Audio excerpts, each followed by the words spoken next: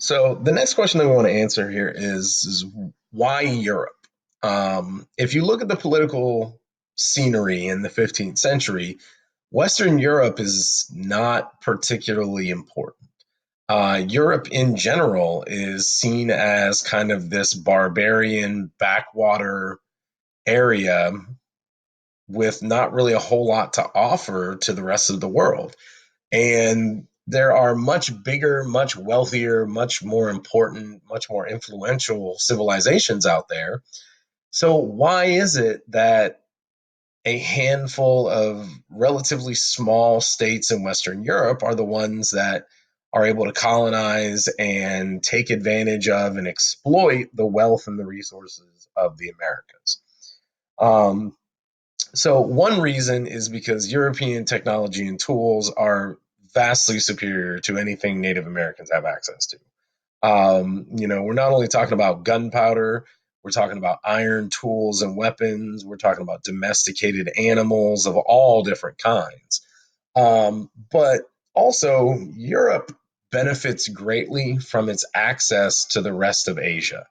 Um, Again, European technology and culture is relatively stagnant, except within religion and theology, for several hundred years, 800 or 900 years. Um, thanks to the Crusades and their reintegration into the major trade networks, Europe gets kind of to hit the fast forward button on their technology and their growth after the Black Death, which Native America never gets that same kind of advantage.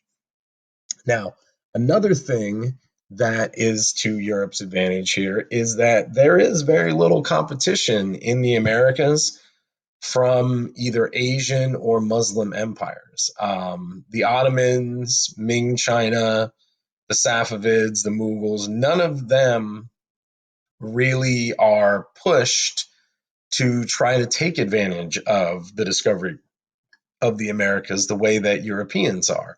These empires are wealthy. They're not pressed for land. They're not pressed for resources the way that Western Europeans are. There isn't as much political competition for them the way that there is in Western Europe. So, Asian and Muslim empires, with their firm grips over the Silk Road and the sand roads and the Indian Ocean trade, really don't have the kind of motivation that Europe has to be as aggressive as they are in the Americas. Now, geographically, Europe has some advantages. They are just physically closer to the Americas. They sit on the Atlantic Ocean, which is a smaller, more predictable ocean than the Pacific is. Also, when Europeans show up in the Americas, there's very few large, powerful states to resist them, like there would be if we were talking about Asia, if we were talking about Africa.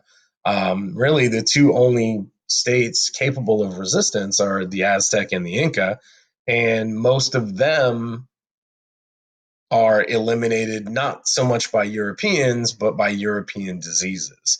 And that actually brings us to our final point is European infectious diseases are the trump card in this whole interaction.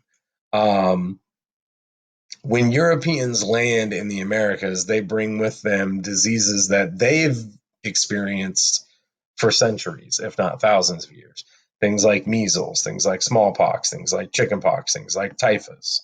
And Native Americans, because of the 14,000-year isolation between the two hemispheres, have no experience, have no immunity to these diseases. Also, Native Americans in general don't have a lot of experience with infectious disease because there's not a large amount of domesticated animals that they live in and around. And most infectious disease either starts in domesticated animals like swine flu or bird flu, or it's transmitted by those animals. So Native America in general does not have a lot of experience with infectious disease, which is why you don't see massive diseases going back to Europe and ravaging that continent. But within the first 100 years or so of Columbus landing in 1492, um, roughly 80 to 90% of the native population of the Americas is dead from disease. And this is known as the Great Dying. And I mean, we're talking about somewhere in the range of 50 to 60 million people in a century, which is unheard of. Like there has never been such a large scale essentially extinction of a single people ever in human history. Now, once colonization begins, what develops is what we in history call the Columbian Exchange. And this is not so much like a system of trade. A lot of people make that mistake in thinking that, oh, the Columbian Exchange, this is like the Silk Road or this is like the Sand Roads, but it's not. The Columbian Exchange is just simply the movement of people and things across the Atlantic, mainly from Europe to the Americas, but also from the Americas to Europe and to Africa as well. Um, and this creates the biggest influx and outflux of new plants, animals, goods, culture, language that has ever taken place in recorded history. I mean, this is the two halves of the world reconnecting for the first time after 14,000 years of isolation. And what it also is, and this is important going forward, is this is the first truly global interaction. Okay, this is the first example in recorded history of globalization, where the human species is now interacting on a global level. And that's going to be a really big thing because up to this point in this class, we've really only looked at human history regionally. We've moved from, Europe here to Asia here to the Islamic world here to back to China and so far and so on. But from this point in the class on, we're really going to be looking at a global sense of history. Now, as part of this Columbian exchange, it also creates trade networks, one in particular that we'll talk about in the next unit, known as the triangle trade, that are going to connect all of Eurasia and the Americas. And within a few centuries, you see goods from one hemisphere planting themselves firmly in the other hemisphere. Silver from the Americas is transferred to Europe, and then Europeans use that silver to purchase silk and other goods from China, from India, so on and so forth.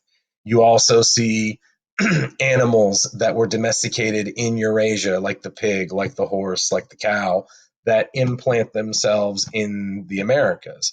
You see plants and animals from the Americas going to um, the old world and establishing themselves, potatoes and corn being the dominant ones. Um, you also see language, you see culture, you see religion. I mean, none of this happens without the movement of people. Now, in this case, it's mainly people coming from Europe and Africa to the Americas, less so Native Americans going to Europe. Um, but none of this happens without people moving and changing places. And as those people move and change places, they bring their way of life and their culture and their language with them. Um, and this completely restructures the biodiversity of the entire planet. Numerous plant species that never existed in certain places now flourish in those areas. Sugar is brought from the Mediterranean and it becomes the number one cash crop in the Americas. Tobacco, which is native to the Americas, makes its way into Europe and becomes one of the most popular vices of the upper classes. Potatoes become the main food staple of the poor in Europe and in China. Um, Corn becomes one of the most important crops in Africa, which actually helps to offset the population loss caused by the slave trade.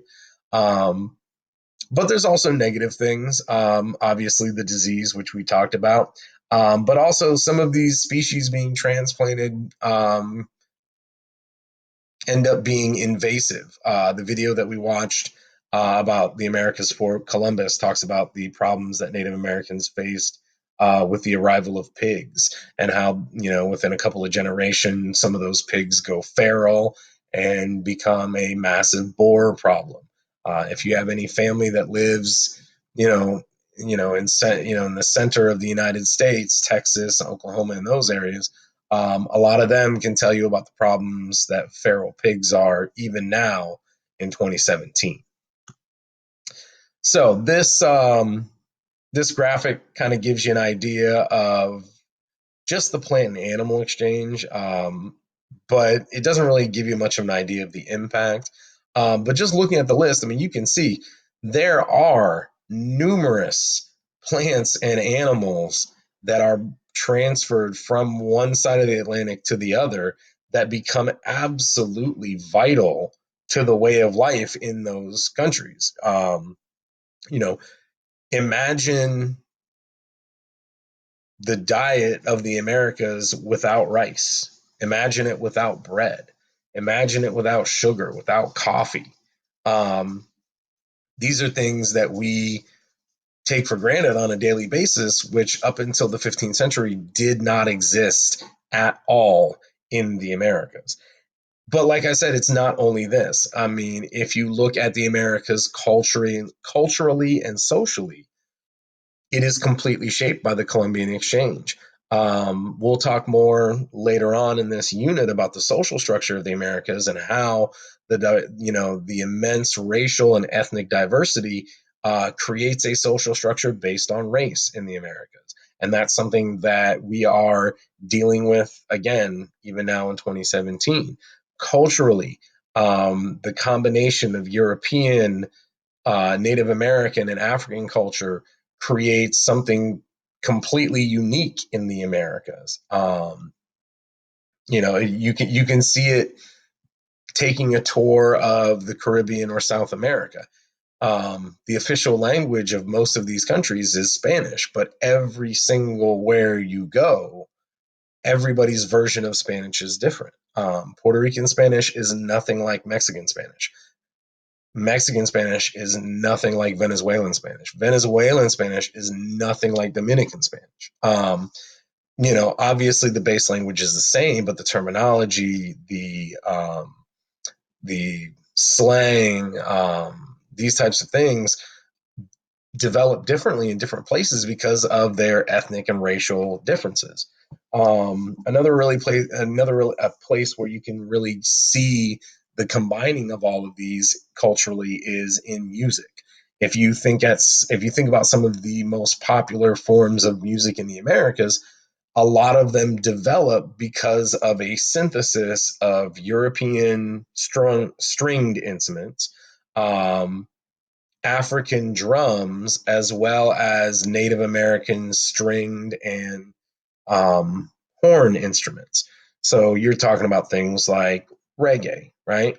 Reggae is a combination of African drum beats, Native American strung instruments, and as well as a patois language, which is a mixture of African and English blending.